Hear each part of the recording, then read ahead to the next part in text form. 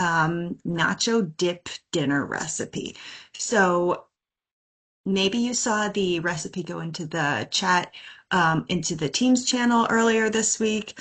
That is what we are doing. We're actually going to do a half batch, um, just for demonstration purposes. And I had tacos for dinner last night, so I've got open cans. So we're going to use some refried beans, some salsa, and some yogurt as part of our dip. In the recipe, you'll see sour cream or Greek yogurt listed. I'm not using either, as it turns out. At the very bottom, you'll notice that I also said this is a pretty forgiving recipe. You can make substitutions, you can leave stuff out. It will generally still work. So I'm using coconut yogurt today. That's just what happens to be in the house because some people in my home cannot eat dairy. But I'm still going to use cheese because this isn't for that person.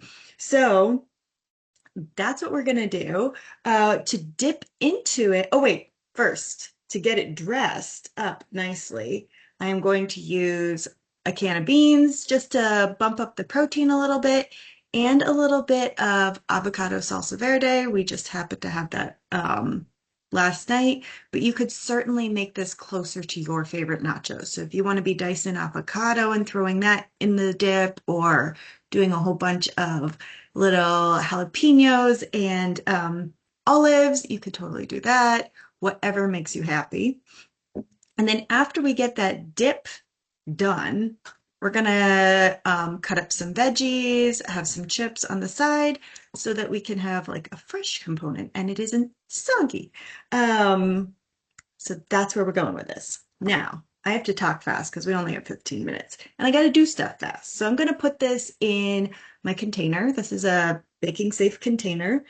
And I'm just going to start dumping stuff in. I'm not spraying the pan. I'm not doing anything I don't already have to do. And if you wanted this to be a very quick lunch, you don't have to bake it in the oven. You can bake it in, not bake it. You can microwave it. You could even you could even line this with an air fryer liner and just pull out the part that you want to put into the air fryer if you would like to warm this in the air fryer. Those air fryers are very versatile, um, and super, super fast, which is nice if you're hungry and you did not plan, which is me 90% of the time. So just getting my refried beans in here. And then I've got half a can of black beans that I'm going to dump in as well at the same time. Just had to rinse off the juices here. So now I've got my beans. They're going in the mix. I've got my coconut yogurt. And I'm just measuring out a half a cup. I'm not very good at eyeballing half a cup, especially of yogurt. Like, a substance that has some height to it when you throw them in scoops. I'm not great at eyeballing that, so I'm just using my measuring cup here. And I will measure out half a cup of salsa here as well.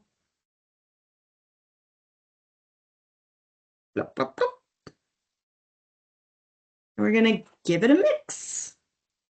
So hopefully you can see just how fast this is. If you do have leftovers, like I do, it is just a dump everything into a container type of a situation.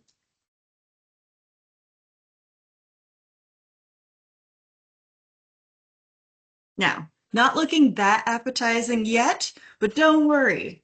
We're gonna dot the top with some of that salsa verde. We're gonna throw on cheese, which makes everything more exciting and enticing.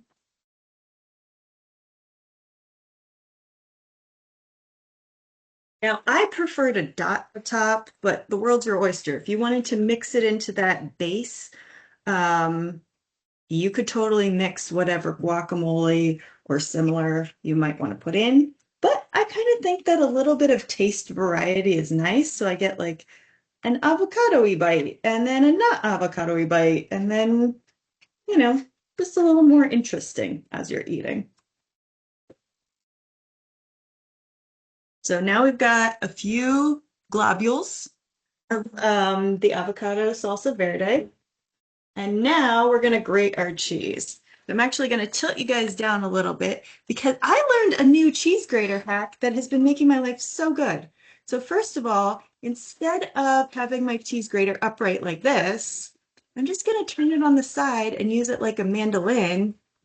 And for some reason, this is so much easier. Now, of course, you can also use a flat hand easier this way too, and keep your fingers out of the way. Always nice to not be bleeding while you're cooking. And it doesn't really take long. The other thing that I did to make this a little bit easier for myself is I let the cheese come to room temperature for just the last half an hour, 45 minutes or so. Um, and the reason why it helps is just it's a little bit softer. Now, if you have any immune system concerns, you don't feel good about that, follow your intuition. Otherwise, keep it to under an hour. I wouldn't be having things out for more than 4 hours for sure. And then we're just going to top this with cheese. In the recipe, it'll say 3/4 of a cup. Do a visually pleasing amount of cheese. That is often a good direction to go because you might have a different shaped container, and then you've got a different surface area to volume ratio, and it just won't be the same. So put on the amount of cheese that looks scrumptious to you. And now all we have to do is toss this in the oven. All right, so we're going to do that.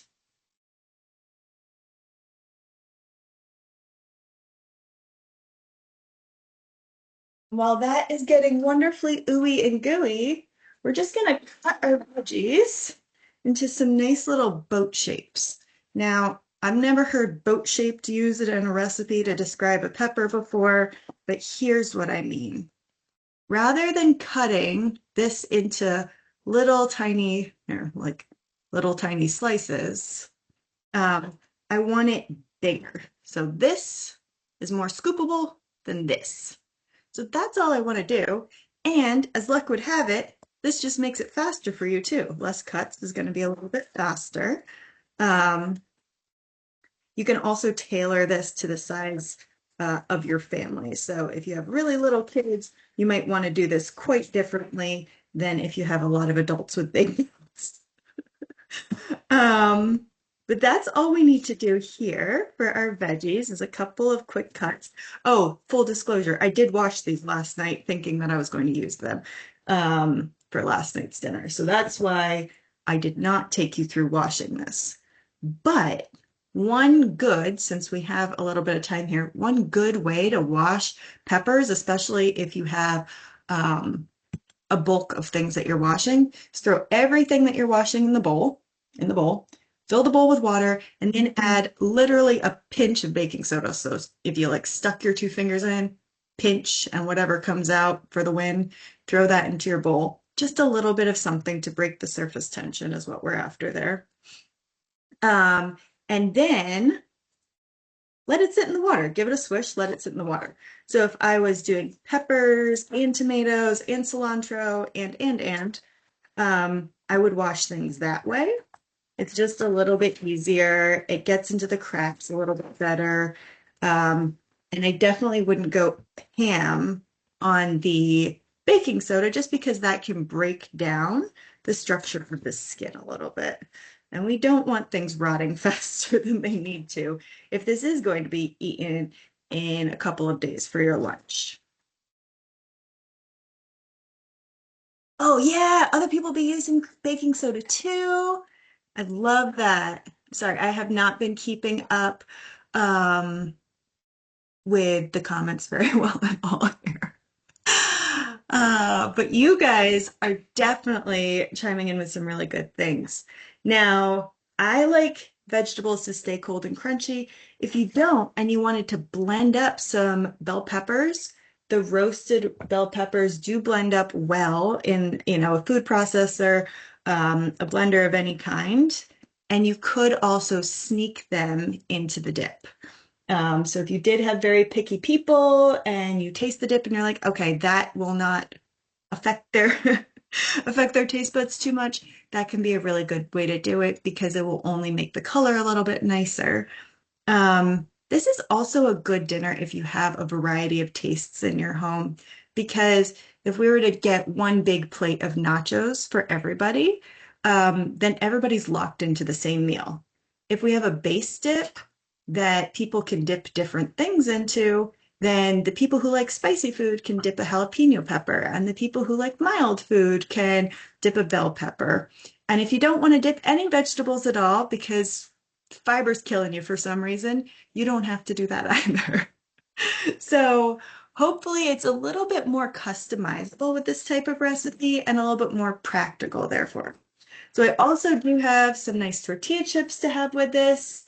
And then let's see how we're doing in the oven.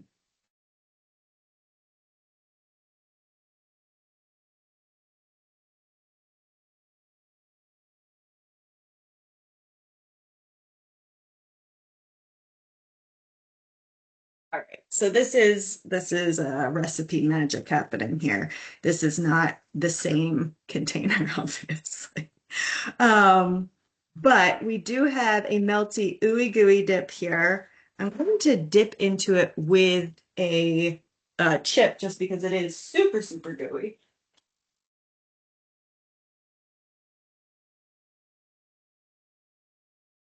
And that is the product of using the coconut yogurt here,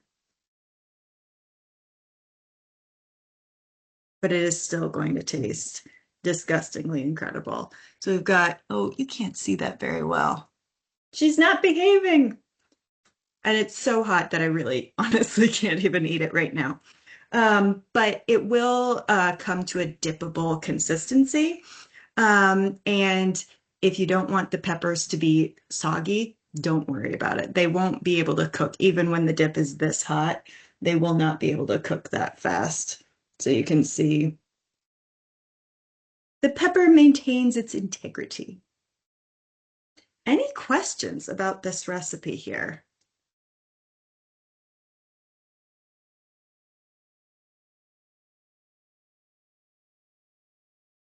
Oh my goodness, I left them shell-shocked. Well, um, I'm so glad that I explained it well. If you do have questions later on, just let us know. But that's your Let's Talk Food for the week or for the month. We'll see you again soon. Take care, everybody. Thank you.